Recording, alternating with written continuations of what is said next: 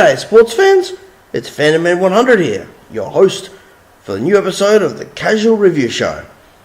Today we're going to be taking you through Middle-earth, The Shadow of Mordor.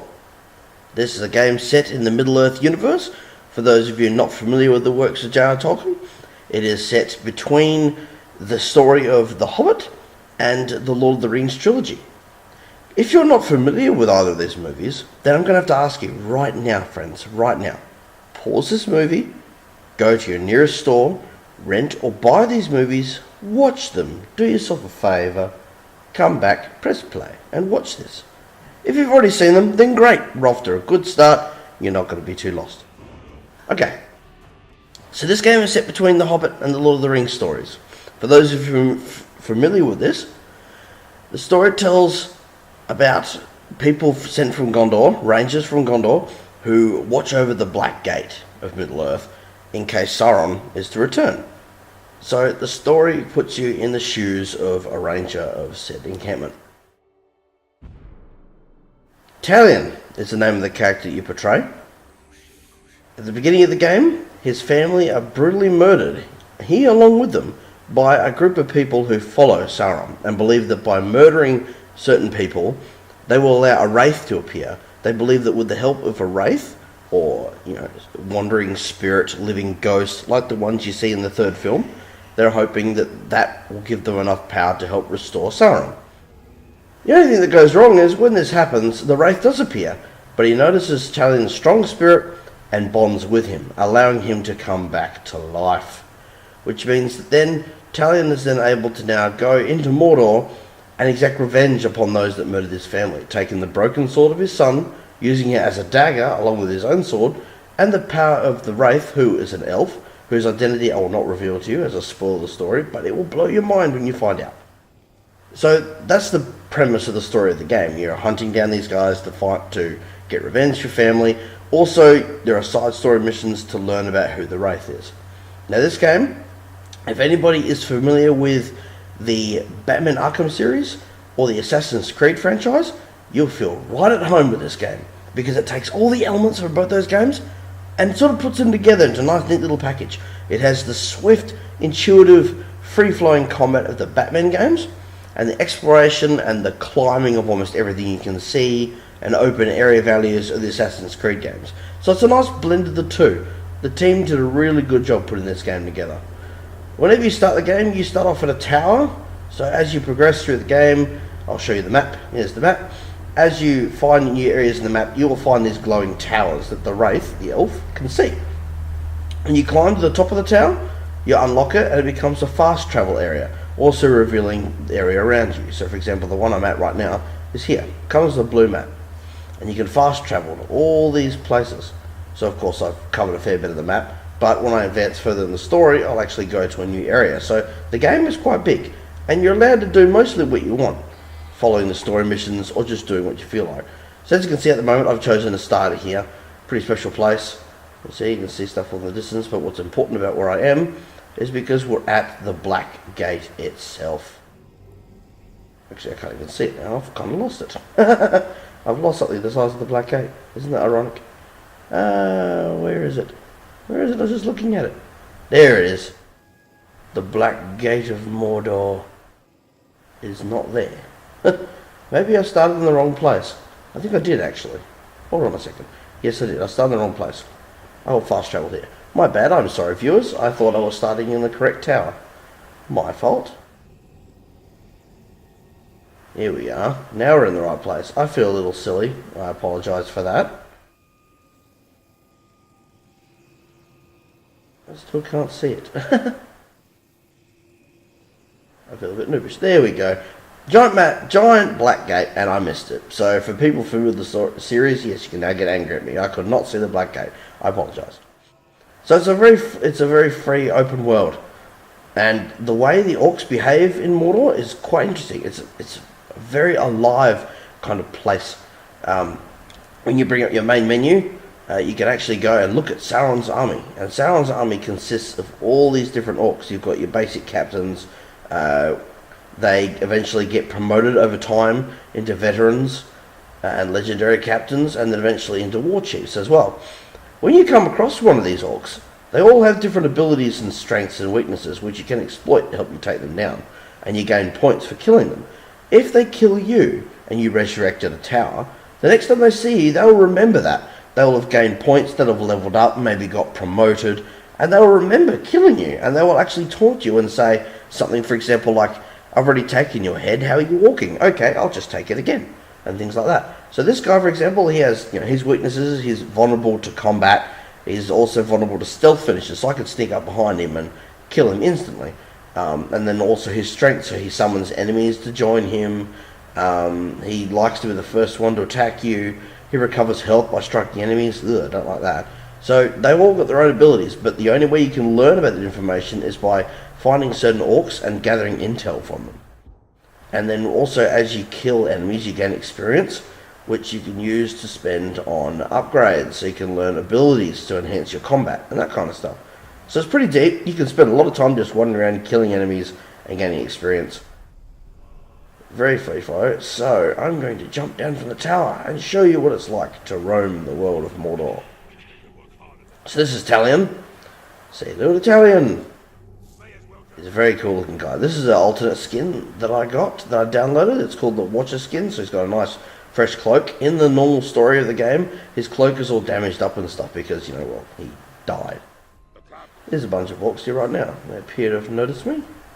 No, they haven't noticed me yet. I'm going to attack this one. So that is what you call a brutal stealth finisher. Nice and violent. Ow, that's not very nice. Now, combat in this game is very fluid. So, for the PS4 version that I'm playing, you press square to do your basic attacks. Ow.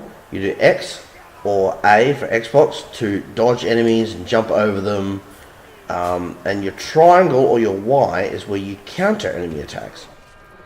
It's really hard to counter these guys. You can eventually learn abilities to ride those things, but I do not recommend getting into close combat with them. So I'm just going to run away from that. Now on your screen, down the bottom left, you have your radar, or it's just a map showing you where enemies are and important locations are, story missions, extra side missions. The red bar, obviously, is your health, which you can recover by doing certain abilities or by collecting herbs. And the one on your right is your focus. So that's all your Wraith powers. Because you're joined with the Wraith, he gives you lots of special abilities, like you can transform in. He gives you a bow, ranged attacks, and you can slow down time. You can teleport to enemies from a distance. You've also got access to this detective-like vision, where you can see all of your enemies. All those things in blue are all enemies. I can even shoot the birds out of the sky I wanted to, but I'm not that good of a shot. So all the abilities you learn are either focused on your ranger abilities or your wraith abilities. This group of enemies, I'm going to do something a little fancy that I just learned to do. Not bad, right? So combat is very fluid in this game. It takes a while to get used to it, but if you've played the Assassin's Creed or Batman games, you're going to love it. I am getting a little low on health, so I'm going to have to find some herbs somewhere. Herbs respawn randomly a lot. That was a pretty good assassination, if I do say so myself. So as you can see, the game can get pretty brutal, but it's a lot of fun, because you can do pretty much what you want. A lot of the missions also require you to be very clever on stealth, so it's always good to hide in lots of important places, like in the grass, or climb to high areas and stealth enemies. So if you are familiar with the Assassin's Creed games, you're going to feel right at home here. And if you aren't familiar, well, that's fine, because it's a good gateway into that. But if you are a Lord of the Rings fan, it's a treat. It's something I've hoped for a long time. It was a good, faithful game that tells an alternate story set between the two stories that we know. And it's, I haven't got very far in the story, but I love where it's going at the moment. You even meet Gollum during a side story mission where you're helping the Wraith discover who he is, because Gollum knows who he is, and he helps you discover a bit about his identity. You've got lots of different types of enemies in this game too. You've got basic grunts, you've got that big guy up there with a shield. You have to bash that shield down before you can hurt him or attack him from behind. You have archers with bows and crossbows. You've got berserkers who dual weapons, and they can counter all of your attacks like you can counter theirs. And the only way you can hurt them is by stunning them or catching them by surprise, which can get quite hard when you're in the middle of a big fight with a group of enemies. I think also about this game though, it's a very pretty game. It's made very well, And all the abilities that you learn later on are great. You also get bonus points by rescuing humans, because in Mordor there are humans that have been captured and they're being used as prisoners. So you can actually get bonus points by rescuing prisoners as well as you go, and there's also side stories attached to that. Now that stealth kill I just did is called a brutal stealth kill. So when you do that, as you notice, orcs get frightened and they actually run away from me, which kind of takes the fun out of it. Now, when you're after enemies and captains, when you go into the menu, you can actually pick one and make him your target. So I've made this guy my target. Ismos... Is that Giggles? Ismos Giggles. Okay. That's that's kind of fun. That's an odd name. Now, I don't know his strengths or weaknesses. I don't have intel on him, but I'm tempted to give him a go anyway and try and kill him, just for the fun of it. If he kills me, then he'll gain power and rank up, and that'll make things interesting too. So let's see if maybe I can do that. Let's see if I can find him. So on the map where it's all green, it's because he is here somewhere. So what you have to do is you go into your detective light mode, you find him, you tag him. Oh look, R3. You click your right analog stick, and there he is, Ismos Giggles. So I could learn intel about him, or I could just go and take him on. I'm going to go and take him on. I don't think he's noticed me yet, so let's see if I can do this clever. I want to see if I can climb up here. See if I can actually ambush him, because that'd be pretty cool. Can I climb up this rock? Yes, I can. Any enemies nearby? There's some prisoners, and there's an orc picking on them, so I'll just pick him off first. The game does spike in difficulty after a little while. Enemies do get very aware. There are some enemies that can sniff you out and detect you from a long way away. So the variations of the captains makes the whole game very interesting. But overall, I've got to say that it's a lot of fun. Because it's open world and you can do practically what you want. That's what makes it exciting the most. Let's see if this will work. Oh, it doesn't kill him. Okay, but I did free a slave from him.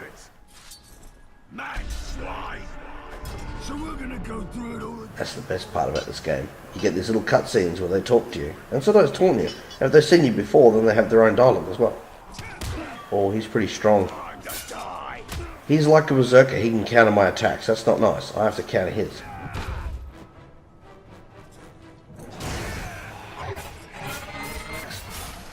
It's always handy. You can try and do a finisher on him. And I've got him. He's gone. That was a little too easy. So when you kill enemies, you also get these little things called ruins off them, which are quite handy. So I got the Unbreakable Bond level 7. So ruins come in levels. The higher the level, the better the bonuses they give. Or sometimes you can get epic ones, which are at a set value, but they're often very powerful. So let's check out this one I just got. So when you go to your weapons and ruins, you've got your 3 weapons. So you've got your sword, you've got your bow, and you have your dagger. So as you collect runes, you equip the runes and they give them certain bonuses. So for example, my sword has the Flame of Arnor, an epic rune, so it gives me 20% chance critical hits with the sword to ignite enemies, and the blade's flames grow orange. And I got Strength of Courage, it gives me 10% health on flurry kills, and Quick to Anger level 6, so I get a chance to recover 5 health on each critical strike. So as you gain points by killing enemies, which are in your upgrades, so each time you level up by getting enough experience, you get a point to spend on all your different abilities, from different types of finishes to learning to be able to strike enemies from far away, like what I did earlier, to being able to jump over obstacles and move really fast. Another thing you get is you also earn points, which you can use to spend on resources and weapons. So I can increase my max health, I can increase the amount of elf shots I can have, and my focus. Or I can also add ruins to my weapons by upgrading the weapons. So at the moment they're all ranked 2, which means that I can have... How am I going to have? I can have 3. So I can have 3 ruins on each weapon. And if I get more points, I can buy more. So let's just check out the new one I got for the bow. Let's have a look. New one. Recover 46% of your focus after immobilizing an enemy with the pin in place ability. Pin in place is fun. It's an ability that you learn where if you shoot an enemy in the foot or the leg, for a certain amount of time, he can't move anywhere. Great for if he's trying to run away, or if you're trying to thin down the mob a bit and slow enemies down. So I've already got that as a version 10, which is actually slightly better. So if you get more than 1 ruin, the same thing, you can convert it into points. So it's like it destroys it, and you get the points for it. So by doing that, I've now gained more points that I can use to level up other stuff back in my upgrade tree. So that's the basics of how the game works. Overall, this game is a lot of fun. It's quite big, just from what you can see here. You can get a bit of an idea that it's reasonable in size. And it tells a really interesting story. I look forward to learning more about Talion and his quest and what he learns, because he is hunting 3 people that are very, very loyal to Sauron. I think one of them is actually partially human. The Black Hand of Sauron, I think his name was. And I think it's one of those things where you don't know where it's going to go, because, you know, we all know how Lord of the Rings starts, and Talion swears that he's going to, you know, do something about it and stop Sauron from coming, but we all know that doesn't happen. So I'm really curious to see how the story ends, and if Talion gets his revenge, and I really look forward to finding out. Well, I actually know, but it's really exciting to find out where the story takes you once you learn who the Wraith actually is, because he's actually very important to the entire series. But that's all I will give away on that aspect. But anyway, that's my review on Shadow of Mordor. It's a very pretty game. It's lots of fun. It can get difficult, but there's lots to do. You've got a huge map to play with. You can follow the story, and you can just run around and gain points. Like I've just been running around and leveling up just to get stronger, so that when I have all my abilities, when I come across strong captains, because I'm at the point in the story now where it's telling me that I have to actually go and hunt down the big bad war chiefs and take them down, and they're pretty strong. So I've got to hunt around, find orcs that work under them, get intel about them, so I know how strong they are and where they're located, because when you don't know anything about them, like this guy here, you don't even know what his name is or where he's located unless you run into him by accident. So there's lots to do. It's really good game. It's very different, but I love how they've blended the idea of the Batman series and the Assassin's Creed series into this sort of world. So it really works. I highly recommend this game for anybody who's a fan of the series, definitely. If you're not familiar with the Lord of the Rings world, like I said before, definitely recommend picking up the movies and watching those if you've been living under a rock and haven't seen them. And then pick up this game and you'll feel a lot more closer to it. But even if you're not familiar with the world, it's still a great game, because it's so big and there's so much to do, and it's very pretty.